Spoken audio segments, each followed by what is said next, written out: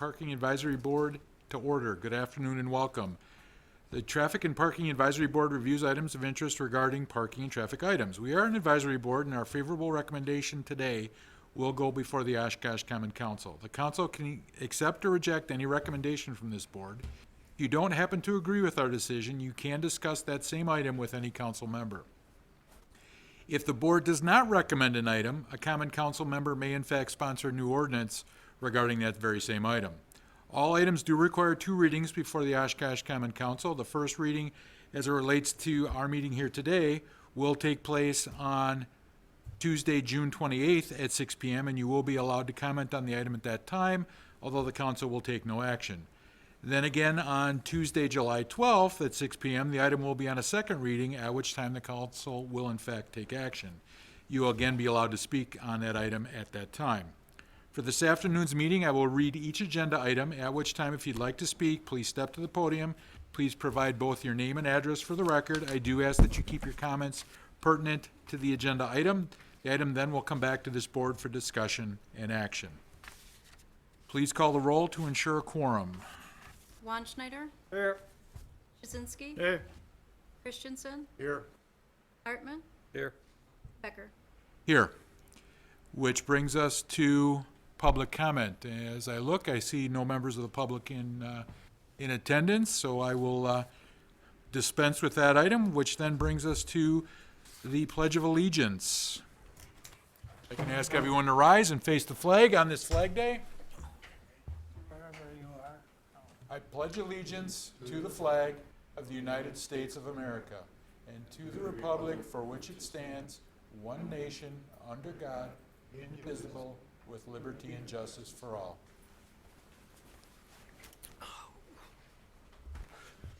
First agenda that requires our discussion is the approval of prior minutes. Need a second. Second.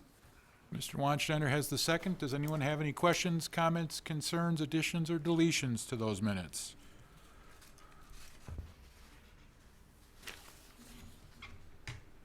Seeing none, I'm going to ask that the roll be called on approval of prior minutes. Wanschneider? Aye. Jasinski? Aye. Christensen? Aye. Hartman? Abstain, since I was not on the. Becker? And aye. Which brings us to old business. Mr. Collins, I'll turn it over to you. The only thing we had is just a follow-up and the parking regulations around Oshkosh West. That's on the council agenda tonight. So it'll go through 2 readings. And that's it for old business. Okay. We then move to new business. Again, I will turn it back to you, Mr. Collins, for the welcoming of new board members. Yeah, so we have Al Hartman's our newest board member. So if you want to introduce yourself. Sure. Moved to Oshkosh about 45 years ago. Worked at the university. The longest job I had there, I was dean of the College of Business. I was on this board for a number of years, and when Mark Huddleston was Jim Collins. So that was, It goes back a ways. I don't remember what years it was, but I've been on this board before. Okay.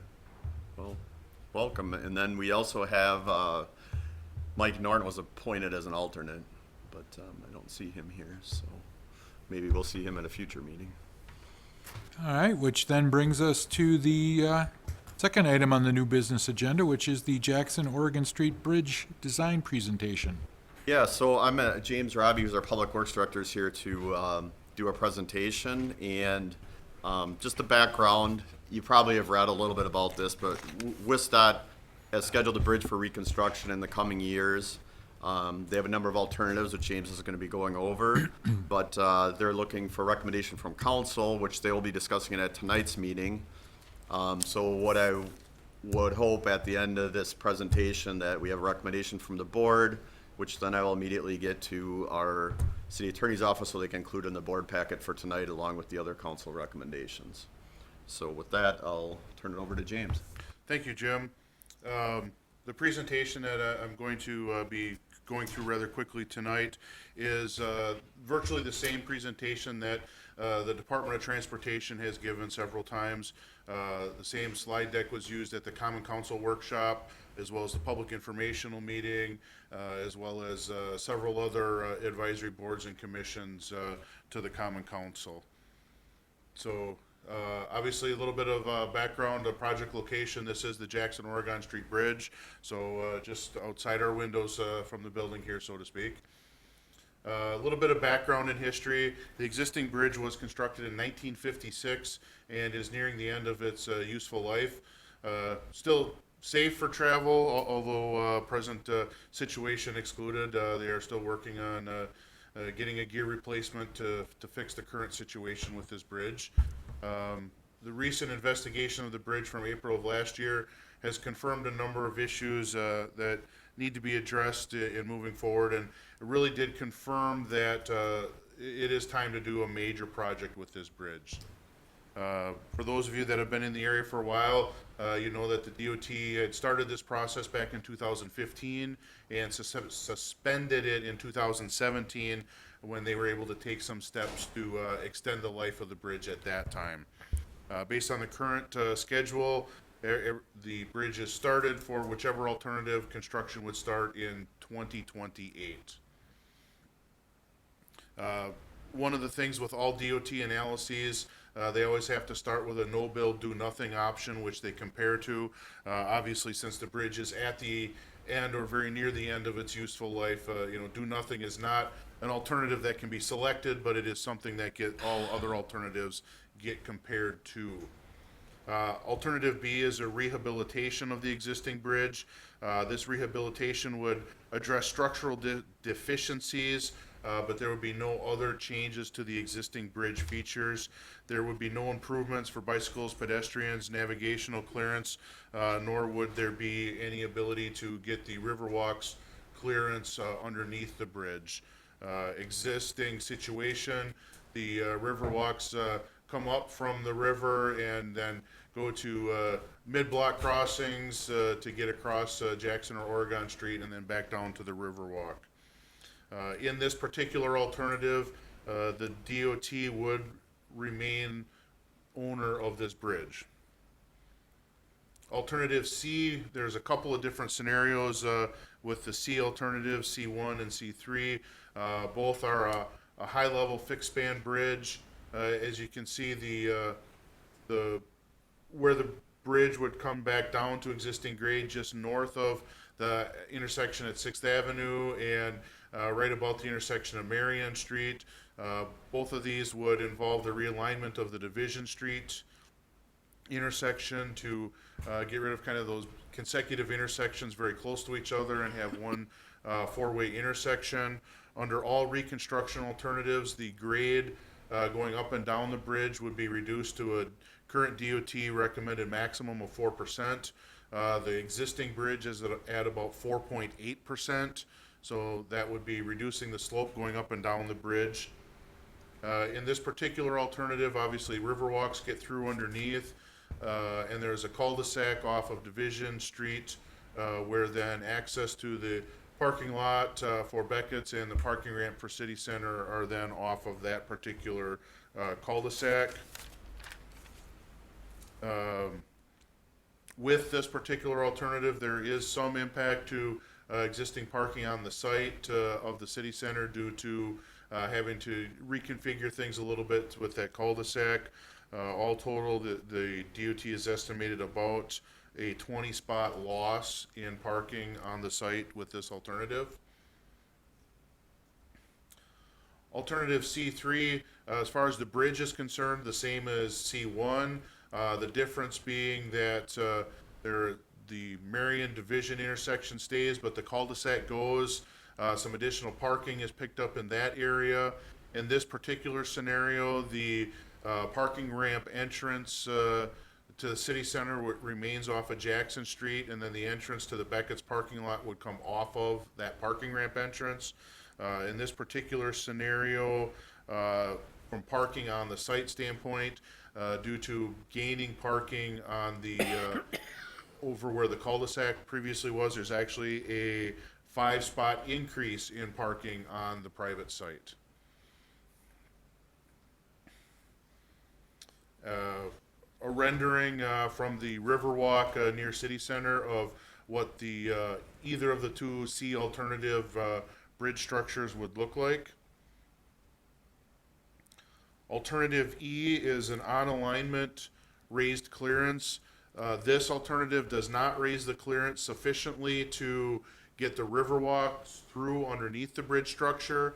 What it does do is it raises the clearance to roughly match the navigational clearance at the center of the channel with the Wisconsin Street Bridge. Currently, the Jackson-Oregon Street Bridge is about 2 feet lower to the water than the Wisconsin Street Bridge. This results in, on average, 500 to 600 additional openings of this bridge compared to the Wisconsin Street Bridge. So in alternative E, the navigational clearance is raised to closely match the Wisconsin Street navigational clearance, but it is not sufficient enough to get the Riverwalks through underneath the bridge. Alternative F raises the navigational clearance further to the point that the Riverwalks can get through underneath the bridge. So similar to Wisconsin, where the Riverwalks go through underneath the bridge structure, that is accommodated with the alternative F scenario. As I mentioned, with all of the reconstruction alternatives, the grade going up and down the bridge is reduced to 4%.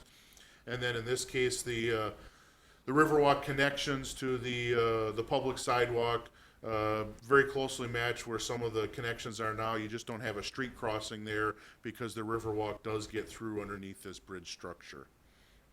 And E and F are lift bridges, correct? Yes, alternate C is a fixed level bridge. Alternate E and F are both lift bridge structures. Thank you, Jim.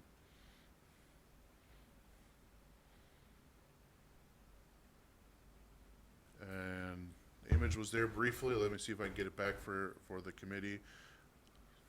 I guess it's not going to work real well for me today. But that's, again, an artist rendering. I can pull up a PDF of that later on to show you. Moving on to alternative J's.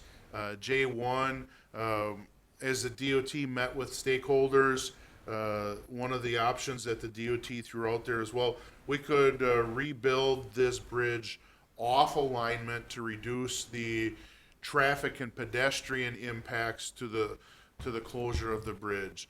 In this particular scenario, again, this is a lift bridge, but all of the bridge structure itself would be constructed in one season while the remaining bridge stays open. And then in the second construction season, this bridge would close to vehicular and pedestrian traffic, so the connections would be made. Obviously, being off alignment upriver, there is some additional property impacts on the southwest quadrant of the bridge, the former Geldwin site. On the northwest quadrant, it gets very close to the existing right-of-way, but does remain within the existing right-of-way. Again, this structure does have adequate clearance for the Riverwalks to get through underneath. This also includes the realignment of Division Street into the intersection with Marion, and has an increase in parking on the site of the city center due to the shift of the bridge away from the site. Alternative J2, very similar, except in this scenario, Division Street is not realigned with Marion. Division is dead-ended in a cul-de-sac bulb with no connection to Jackson Street. So again, alleviating the successive intersections with Jackson Street, but only having a T intersection on Jackson and Marion. So traffic trying to get to Division would have to kind of go around the block on Pearl. This is maintaining the access of the parking ramp structure to the city center with this alternative. Alternative M1 is a fixed level bridge, partially offset. Again, DOT was looking at alternative scenarios to try to offset, although with the fixed bridge scenario, they really did not come up with an alternative that they could fully offset to reduce the construction time. So since this is only partially offset, it would, the bridge crossing would be closed throughout the duration of construction. What would be the benefit of this alternative? Really not a significant benefit based upon, when you compare this to C1, which is, it's basically a copy of C1, the only real alternative is there's less parking. The only real benefit, if you will, is there's less parking lost on the city center site. Because the bridge is moved a little bit further away, there's some stalls are able to be made up. Otherwise, this is virtually the same as C1, it's just partially offset. What's the construction time frame on the fixed bridge, like 2 seasons? Or? The construction time frame on a fixed bridge is a little bit shorter than a lift bridge. Construction estimate, based on the schedules that I've seen, would be about 1.5 seasons to 2 seasons on a fixed bridge and 2.5 to 3 seasons on a lift bridge. So, fixed bridge, that means that sailboats can't go up and down the river, is that true, or? The navigational clearance that the Coast Guard has approved the DOT to analyze for these fixed bridges matches the navigational clearance of the 41 Causeway. So any bridge that can get under the 41 Causeway could get under these proposed fixed bridge alternatives. Yes. Is there an advantage to, let's say, fixed as opposed to a lift bridge as far as time of in service, time of use? I mean, with a fixed, a fixed, the lift bridge is going to have, there's some mechanical issues there too. Certainly there's from a traveling public using the street, there are significant advantages to a fixed bridge versus the lift bridge. The fixed bridge will never have to open and close for boat traffic, so vehicles and pedestrians will always be able to get across this bridge. From an operations and maintenance standpoint, significantly less ongoing operation and maintenance costs with a fixed bridge versus a lift bridge, because the lift bridge has all the electrical and mechanical components, that wear and require maintenance over time that, like we are looking at out there right now, it would take the bridge out of service for vehicles and pedestrians to maintain boat traffic. So from a vehicle and pedestrian access, the fixed bridge will always have a higher level of access than a lift bridge would. And cheaper to operate. And less expensive to operate and maintain, correct. And how about construction? Capital construction cost, the fixed bridge is $25 to $30 million less than a lift bridge. And from the DOT's, from our meetings with the DOT, they have indicated that should a reconstruction alternative be selected, DOT cost participation would be to the lowest cost feasible alternative. Any additional costs, should the city want to go to a higher cost alternative, those costs would be the city's responsibility. So if the city were to recommend a lift bridge, the DOT would require the city to pay that cost differential, which is currently estimated at about $25 to $30 million. Who retains ownership of the bridge? In any reconstruction scenario, the city would become the owner of the bridge. In the rehabilitation scenario, the DOT would remain owner of the bridge. So we own it, but they fix it. Is that what I heard you say? No, in the rehabilitation option, it remains solely with the DOT's responsibility. In a reconstruction alternative, it would become our responsibility to figure out how to maintain and fix it. What likely would happen in either scenario is we would have, in the case of a lift bridge, we would probably end up having a 3-party intergovernmental agreement between the state, the county, and the city for operation and maintenance. Currently, with the DOT having ownership of those bridges, it's an agreement between the state and the county. County does a lot of work, state does some work, depending on what needs to be done. But in the case of reconstruction, in particular with the lift bridge, due to operations, we'd end up with a 3-party agreement. Is there any option that's on the table that the state retains ownership and maintenance responsibility? The only alternative that's on the table for that would be rehabilitating. Rehabilitating the bridge would provide about approximately a 25-year extension of life. One of the challenges with that is that would put Jackson, Oregon, Main Street, and Oshkosh Avenue all on very similar timeframes to be reconstructed. Jackson, Oregon, as we mentioned earlier, was built in 1956. Main Street was built in 1972. So extending this one about 25 years would put Jackson, Oregon, and Main Street on virtually identical reconstruction schedules. And then by the time those get completed, Oshkosh Ave would be in the planning and design stages. So that is one challenge with, kicking the can down the road with the rehabilitation option. But yes, rehabilitation would maintain the bridge in DOT ownership. And the dollars and cents of that one comes right to the state's bottom line or the city's bottom line? That would be all state. So a little bit of what we've just been discussing, kind of a busy table, but you can see, kind of the construction timeline is the second column to the right. So they're anticipating rehabilitation to be 1 year and all of the reconstructions to be 2 years, but in their schedule, it kind of shows 2 to 2.5.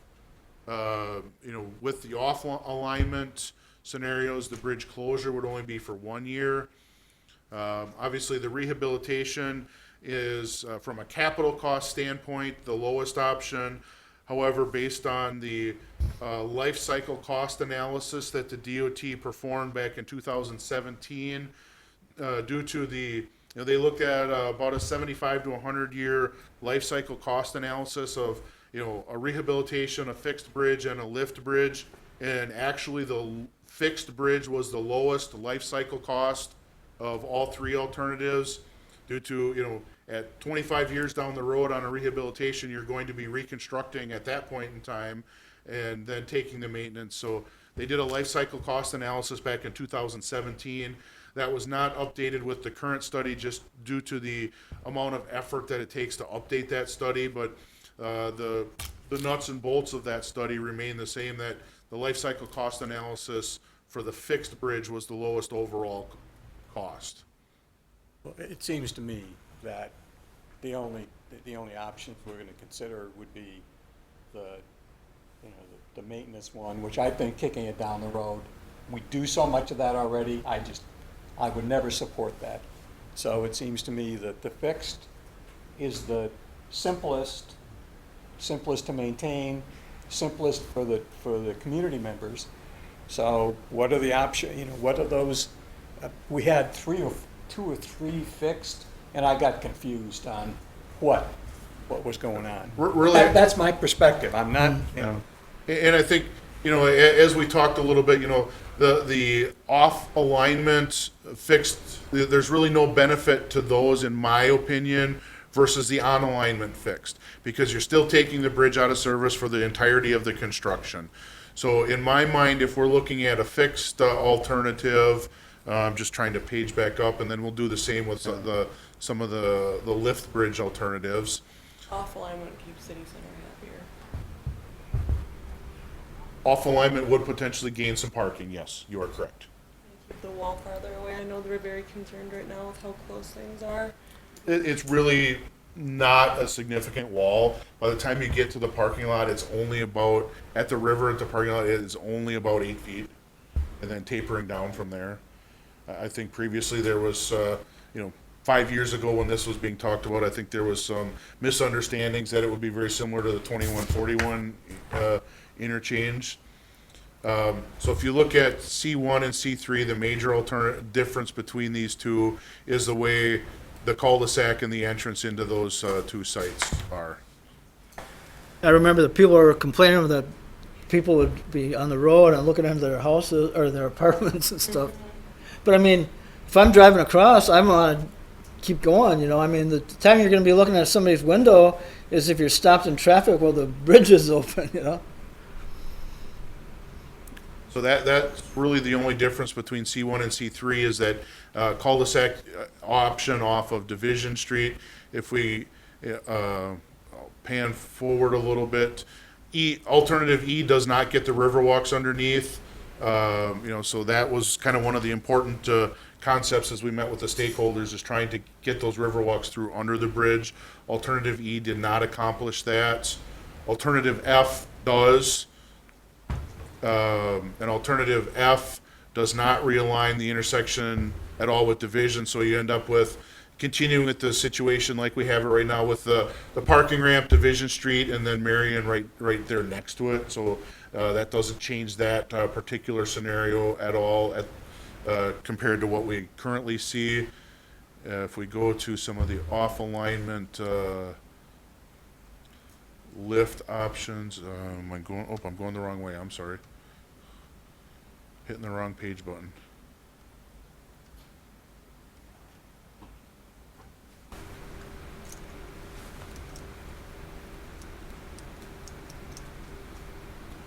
Couple other things, it's like safety, like the police and fire can always get across on a fixed, and also sustainability, like sometimes I sit in traffic, I frequently use the Ohio Street Bridge, and sometimes I'll sit in traffic, it's like 5 stoplight cycles waiting for the bridge to close back down. So yeah, with the lift bridge with the off alignment, again, you are seeing let's see, that's J2. So you're seeing a slight gain in parking on the site due to the configuration. How high, do you know how high the wall would be with that configuration? You said like 8, is that around, or is that for the high no? That was for the fixed level. This one, I don't have that number off the top of my head. I could try to look at the drawings a little bit closer and get a better feel for Check that. it out too, thank you. What's that? I can check it out too, you're good, thank you. But obviously, like you said, the off alignment lift pushes it away from that site a little bit, less impact on the parking versus the on alignment configurations. C1 and C3 is just the difference between that cul-de-sac on there? Yes, that's the difference between the C1 and C3 is just how Division ties together. One's with a cul-de-sac and one is just C3 is just a driveway connection. The way this is currently drawn would keep the parking ramp out to Jackson Street, and then the entrance to the parking lot would come off of the ramp. Some of the other boards and commissions that have weighed in have asked and made the recommendation that having the driveway go out to Division like it does in C1, limiting that connection point so you don't have the conflict points on the bridge as you're coming down to grade. That's what some of the other boards and commissions' recommendations to the council has been. So kind of combining some of the scenarios between C1 and C3. But in both of those, you've got Division realigned. It's just how the site access comes off of that realigned Division. Yeah, right now it's kind of goofy, like I come out of Becca's and you're kind of like in between the stoplight and the, the other street there, Both of these allow for the Riverwalk to go under. Yes, any of the fixed level options allow for the Riverwalk to go through underneath. There was just the one reconstruction alternative that did not allow it. And that's why that one kind of has not been talked about a lot with the various stakeholders and groups as we've been talking, just because it doesn't achieve that goal.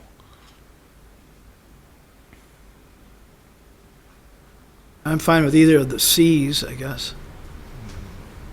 I mean, are there any other, I think that let me just make sure I got to the end of what I wanted to talk about with you, and certainly, obviously here to answer any questions that you have as well, and welcome the discussion as we keep going through.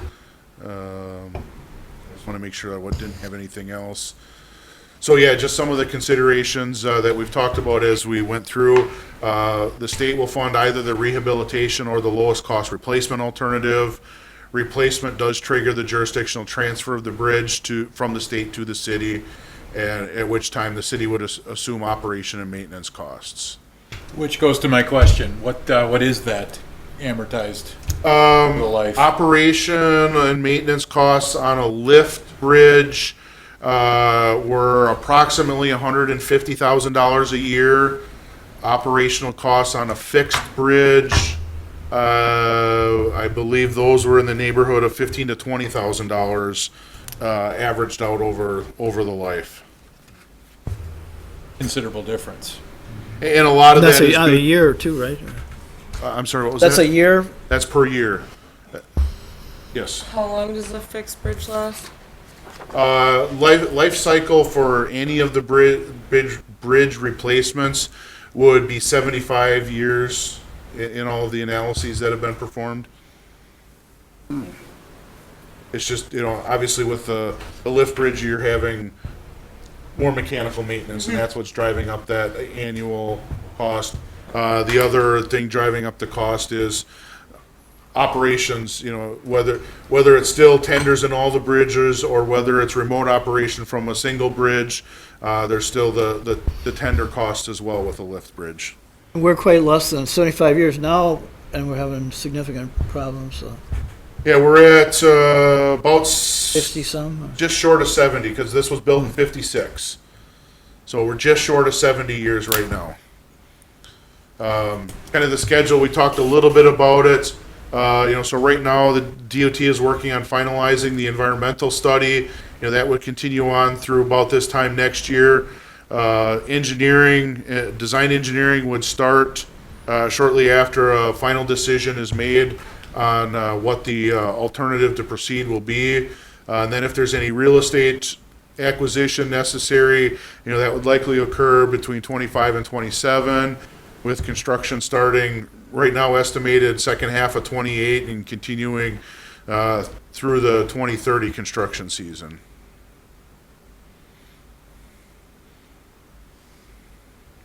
I think it's important to understand and realize the real estate acquisition that's going to be eminent domain, I would assume, so that it's a low-cost alternative compared to the general market.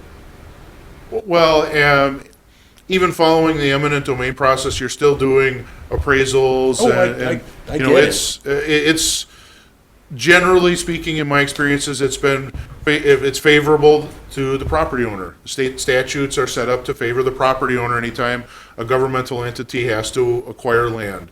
In this case, DOT would be handling all of the acquisitions. Any estimate on how that's going to impact tax rolls? I do not. I don't. I have not seen any estimates on those. As I said, DOT would be handling all of that. It wouldn't be done with local funding. Well, I understand, but It's not- property's coming off our tax rolls if we accumulate or acquire that property. Yes? I'm not sure if that one is on the tax roll now to begin with. Well, then we got a whole nother problem, but I don't know how the main real estate acquisition is the chamber building, and I'm not sure if that is a taxable entity or not. You're taking a sliver off of those. And The Geldland and, there's some, depending on which alternative, certainly any of the off alignment alternatives would be acquiring some property from the Geldland site. But I And- think the biggest impacts are with the chamber site. and I believe that's technically city property. If I think we let him have it for $1, if memory That was serves. the north side, I think. I think somebody else still owns the south side. Okay, well, regardless, it's certainly something. I don't think the city had any ownership on the south side of the river. That was No, I always don't in think private so. hands, as far as I'm aware. Okay, so then there should be, or could be very well, some tax roll implications. Minimal right now because it's not developed, but certainly there are plans for it. Obviously, I know a new owner has acquired that property last fall, and Community Development Director Nyforth has been in communication with their agent, as we've been in communication with all of the adjacent property owners. The agent for the new owner on the south side has said their preference is the fixed bridge. The merged development on the northwest side has said their first preference is the lift bridge, and the city center has indicated their preference is rehabilitation. So we've got three property owners and kind of, one vote for each of the scenarios, if you will. Good luck. All right. The same person owns both sides of Oregon Street, though, right? On the south side, yes, the same owner owns both sides. I don't want to be them. Can I make a nomination, or Have at it. I'd like to nominate C3. Can you put that on the screen for us? Yep, let me just back up. Oops, wrong way, sorry. Before we discuss that, anybody else want to throw out C3? Any leanings in that direction? As I said, I support the fixed. Yeah, that's one of the two fixed. And All right, so Dan, Here's C3. Yeah, sell us on C3. C3, I'll go along with that too. Well, like I said, I was, kind of a flip a coin between C3 and C1. I just like this one because you don't have the driveway coming off of Jackson. This one does have the driveway coming. Oh, this off of one does? Jackson. Okay. Yes. I thought it was the other one. That's, as I mentioned, some of the other boards and commissions have said, well, we want the C alternative, but we don't want the cul-de-sac, we want the driveway to go over to Division Street. So, Like I said, I'm fine with either one, C1 or 3. so that's what C1 looks like with the cul-de-sac and the driveways going towards the cul-de-sac. With C3, it does come off of Jackson, but as I mentioned, some of the other boards have said, well, we like not having access off of Jackson, but don't want doing through the cul-de-sac, just do the driveway. So they kind of merge the two. I don't know if you got a pointer, but for clarity, where is the driveway there? Let me see if I can get the pointer. So right now, the parking ramp comes here, and then the driveway into the parking lot comes off of the ramp to get down. That's how this scenario is currently set up. And what's the parking gain or loss on between C1 and 3? C3 has a 5-spot gain, primarily because I think over right here in this area where you can see where Division Street previously came through, there's significant gains. I think there was some additional gains maybe along this area versus C1 was a 20-spot loss.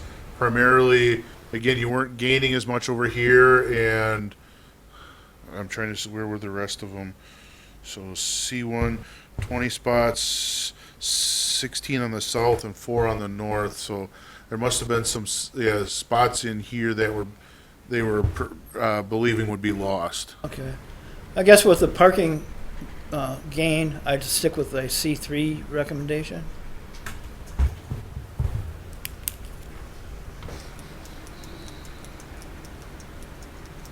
I guess I don't, in C1, I guess I don't understand what's the purpose for that cul-de-sac other than to end Division Street? Is that?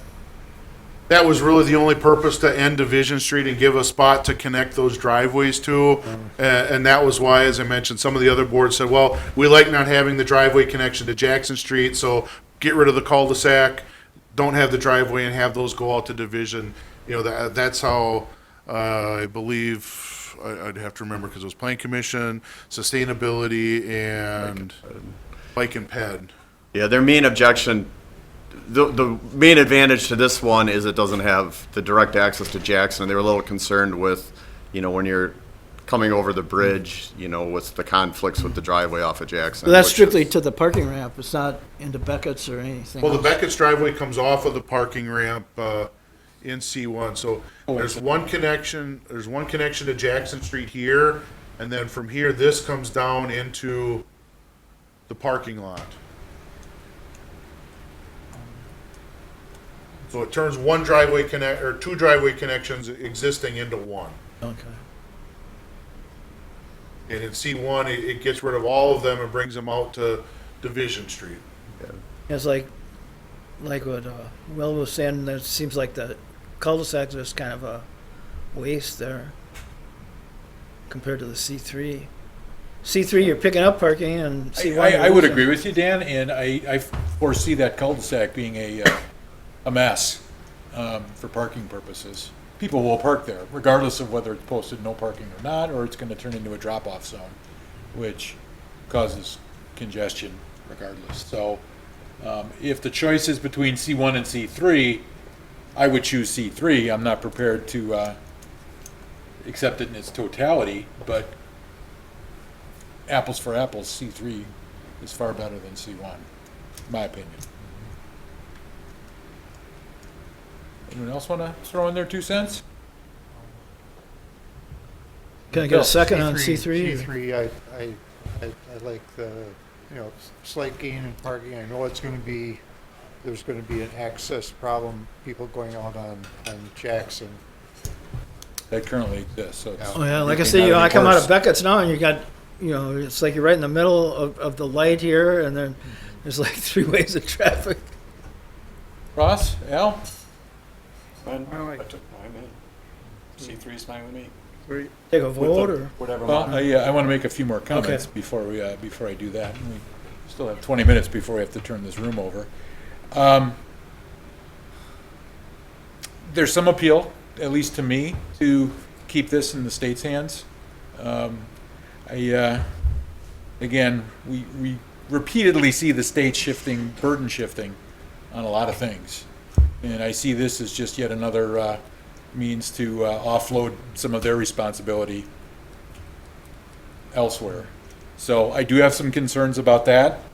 You know, I certainly, and again, I realize the numbers aren't all firmed up yet, Mr. Robbie, but you know, we're potentially looking at a $20 to $30 million price tag, if I'm hearing what you said. If we recommend a lift bridge over the fixed bridge in a reconstruction scenario, yes, that would be a city cost. Okay, so, but then again, there's the benefit of roughly $135,000, $140,000 a year to go with a fixed bridge over a lift bridge and maintenance costs. So it comes down to the lesser of two evils on a couple of fronts, from my perspective. In a perfect world, I'd go with option B, but speaking for myself and myself only. I do realize that doesn't address the Riverwalk, but again, it keeps the state as a someone with skin in the game, if I can use that colloquialism at this point. And God forbid something happens, they're on the hook to fix it. Do I also understand that it only buys us 25 years, right? Right. But, and again, this goes to another question I had. What does the upgrade that's happening right now give us in terms of additional lifespan? Based on the conversations that I've had with the DOT, none. This is just it's not an upgrade, it's just fixing a worn gear, replacing a worn gear. Okay, but that gear's got a lifespan of 10 years, It's 12 years? I mean, it's one component amongst many.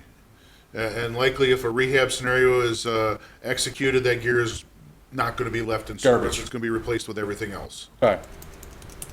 You know, I view what is going on now more of, I guess I would use the term an emergency repair. What is the forecast for having this replaced? Or What was that? what's the forecast for having this replaced? Having what? The gears replaced? They're still trying to work out how they're going to get that particular gear because the manufacturer is still trying to come up with some options for them. So there's no foreseeable date of completion on this? I have not been given one yet. Okay.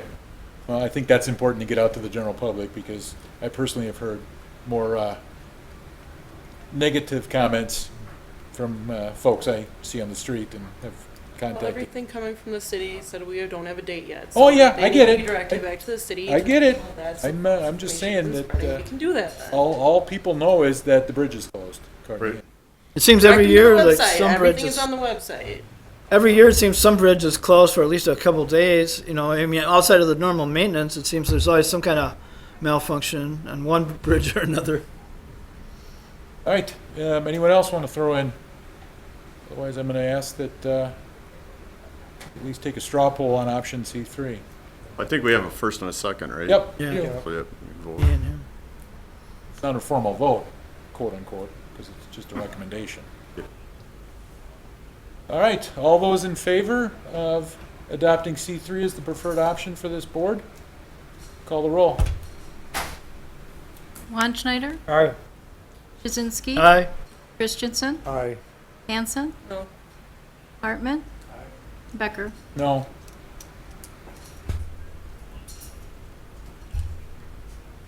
All right. So that'll be the recommendation Yep. that goes forward. Yep, I'll get it to All right, which then brings us to staff statements. Mr. Collins. I don't have anything further. Okay, which then brings us to future agenda requests. Anyone? Yeah, Ross? I'm just wondering if, Jim, if it wouldn't be a good idea to get a monthly maintenance set up for Wisconsin between New York and Van. Well, James can answer that. It's scheduled for reconstruction next year. Next Yeah. year, yes. So I don't know what are you asking? Well, I mean, I think that's gotta stay up ahead of the potholes and they're very uneven. It's, somebody's gonna blow a tire I don't know if we have any potholes there that need to be Oh, filled yes. or. I mean, it's certainly there, they could use some work, yes, just or you could stay on not top wanting, of it. not wanting to spend too much on it, knowing we're reconstructing, but yeah, there's certainly some work that could be done. I drive it on a daily basis. Yeah. Is it gonna be the same width as the other side of New York, or? Because that side is a little wider. No, I believe, it will be likely reconstructed at 32 feet in width. And that's what it currently is, or? Uh, Seems like it's kind of narrow, you know. Not sure what it is right now. I'd have to double check that. Because if it was a little wider, it would take some of the Oh. pressure off at Jackson. What is Well, that? they narrowed up the New York, It's Yeah. only a local street north of New York, so our standards would be 32 feet for a local street. So I think James heard you and he'll take a look at it. Yep. Like I said, I drive it regular, so I'll talk to the guys to try to at least get some of the worst things taken care of out there. so you don't think it's necessary to have a better maintenance on the potholes? We'll just get some of them filled for now. Like I said, we're gonna reconstruct it next year, so I'm not Well, I gonna know. go out and put a lot There's of a lot of it. traffic on that street, and it's deplorable. Shouldn't be that bad. And I think now too with TDS Metrocom putting their, doing their work, there's more traffic on Wisconsin also. But I see the point too, you would be patching between patches pretty much. It's pretty well shot. Well, know, but it's got Yeah. to wait. It's going to Yeah. be a year. So I think what James said is he'll take a look at it and do what he can. Okay, Yep. Good. Anyone else with a potential future? I do have I Yes, Bill. just saw it on my news feed. It said the Oshkosh Neenah bus route is going to be curtailed. Is Yep. it a ridership budget? It's right now it's a county budget issue. So we're gonna talk about it at the Transit Advisory Board tomorrow night. But that is a county budget item that the county has indicated that they're cutting that from their budget, so.